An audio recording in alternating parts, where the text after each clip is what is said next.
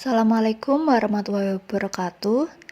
Kami dari kelompok 3, mata kuliah perancangan dan pengembangan kurikulum, akan membahas topik 5 mengenai demonstrasi kontekstual.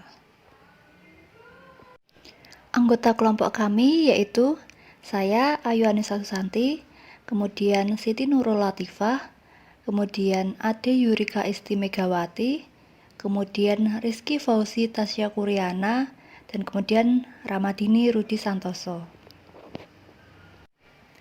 Pertanyaan pertama yaitu, berdasarkan dari PPT yang telah dipaparkan pada pertanyaan pertama, terdapat analisa mengenai kegiatan studi kasus. Berikan contoh nyata studi kasus untuk materi pembelajaran seperti apa yang cocok untuk diberikan pada anak usia SD.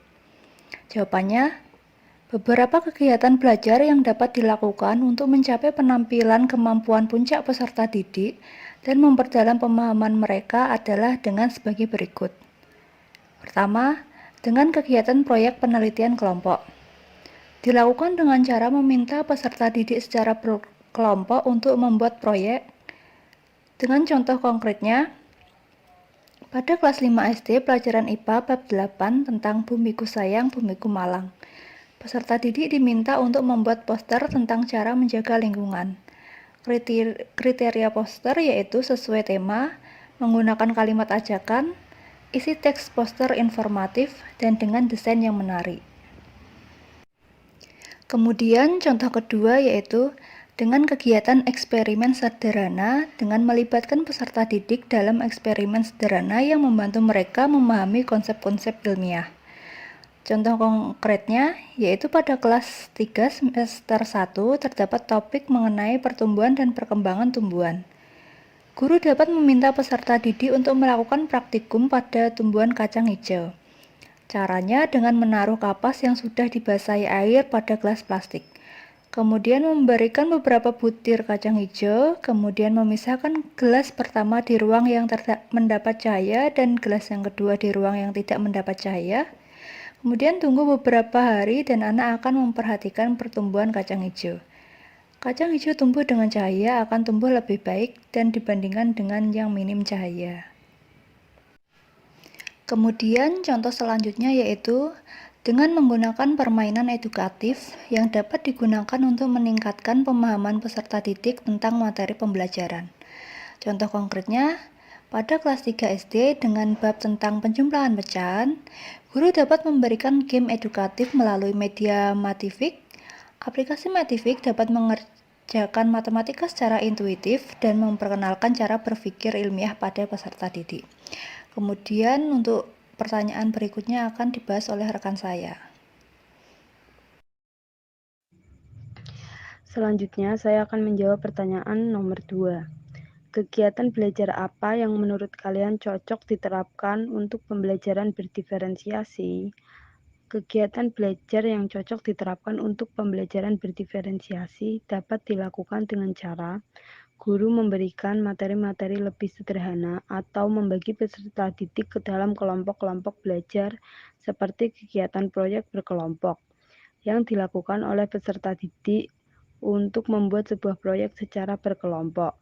Selain itu, kegiatan belajar lainnya yang dapat dilakukan dalam pembelajaran berdiferensiasi adalah dengan kegiatan belajar di luar ruang kelas seperti di dalam perpustakaan, taman sekolah, kunjungan lapangan, study tour, dan lain sebagainya. Selanjutnya saya akan menjelaskan nomor 3. Pertanyaannya yaitu, bagaimana ide-ide besar ini dapat tereksplorasi secara efektif dalam proyek kolaboratif? Jawabannya, ide-ide besar dalam proyek kolaboratif dapat dieksplorasi secara efektif dengan memastikan bahwa setiap anggota kelompok memiliki peran yang jelas dan relevan dengan ide-ide tersebut. Misalnya dalam pembelajaran SD, dapat dieksplorasi dengan pendekatan yang sesuai dengan tingkat perkembangan mereka. Cara yang bisa dilakukan agar ide-ide tersebut dapat tereksplorasi secara efektif yaitu, yang pertama, memilih ide-ide besar yang dapat dimengerti oleh anak-anak sekolah dasar. Yang kedua, menggunakan kegiatan yang menarik dan sesuai dengan minat anak-anak. Yang ketiga, membagi anak-anak ke dalam kelompok kecil dan beri mereka peran yang jelas ke dalam proyek. Yang keempat, menggunakan cerita atau dongeng untuk memperkenalkan ide-ide besar tersebut. Dan yang kelima, pada akhir proyek dapat mengadakan pameran hasil karya anak-anak. Selanjutnya, pertanyaan yang keempat. Bagaimana permainan edukatif dapat diadaptasi untuk memenuhi kebutuhan belajar peserta didik dengan tingkat kemampuan yang berbeda? Jawabannya yaitu, menggunakan permainan edukatif dalam pembelajaran dapat membangun minat belajar peserta didik, membangun kreativitas, serta memberikan pengalaman belajar yang menyenangkan. Permainan edukatif dapat diadaptasi untuk memenuhi kebutuhan belajar peserta didik dengan metode 1. Menyesuaikan tingkat kemampuan peserta didik yang berbeda dengan beberapa cara, seperti melakukan variasi tingkat kesulitan dan tantangan permainan, serta menyesuaikan aturan permainan. Misalnya, memberi tambahan waktu atau bantuan tambahan bagi peserta didik yang memerlukan. Metode yang kedua yaitu menciptakan permainan edukatif melalui kolaborasi tim yang dapat mendorong sikap saling terlibat selama proses pembelajaran. Melalui kolaborasi tim dapat membantu peserta didik meningkatkan kemampuan kerjasama untuk mencapai tujuan. Guru juga dapat menerapkan permainan edukatif yang adaptif. Contoh penggunaan permainan edukatif yang adaptif termasuk permainan matematika, bahasa, sains, dan lainnya yang menggunakan teknologi untuk memantau kemajuan belajar peserta didik dan menyesuaikan tingkat kesulitan soal atau tugas sesuai dengan tingkat kemampuan mereka.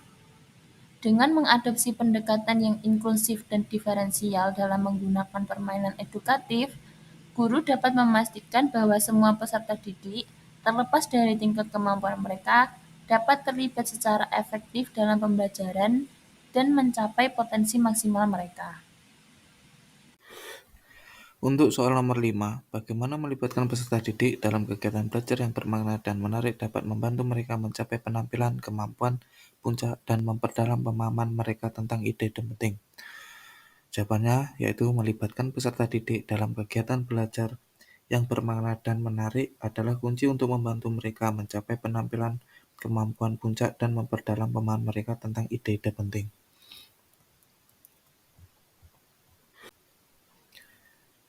Cara untuk melibatkan peserta didik secara efektif. Yang pertama, relevansi dan konteksi. Pastikan bahwa materi pembelajaran relevan dengan kehidupan sehari-hari dan konteks peserta didik. Untuk nomor 2, kegiatan interaktif. Gunakan berbagai jenis kegiatan yang memungkinkan peserta didik untuk berinteraksi secara langsung dengan materi pembelajaran. Untuk nomor 3, varian gaya pembelajaran. Beradaptasi dengan gaya pembelajaran yang berbeda-beda dari setiap peserta didik. Nomor 4, pembelajaran berbasis masalah. Ajak peserta didik untuk memecahkan masalah nyata atau situasi yang kompleks yang relevan dengan materi pembelajaran. Yang nomor 5, koneksi antar mata pelajaran. Tunjukkan koneksi antar mata pelajaran yang berbeda-beda dan bagaimana mereka saling terkait. Untuk nomor 6, kolaborasi dan diskusi. Mendorong kolaborasi dan diskusi antara peserta didik untuk berbagi ide, pengalaman, dan pemahaman mereka. Untuk nomor 7, kegembiraan dan keterlibatan emosional. Buat suasana belajar yang menyenangkan dan menyertakan elemen kegembiraan dan keterlibatan emosional. Dan yang terakhir, nomor 8, umpan balik terbuka. Berikan umpan balik yang konstruktif dan berorientasi pada pertemuan kepada peserta didik secara teratur. Sekian pembahasan dari kelompok kami. Kurang lebihnya mohon maaf. Terima kasih. Wassalamualaikum warahmatullahi wabarakatuh.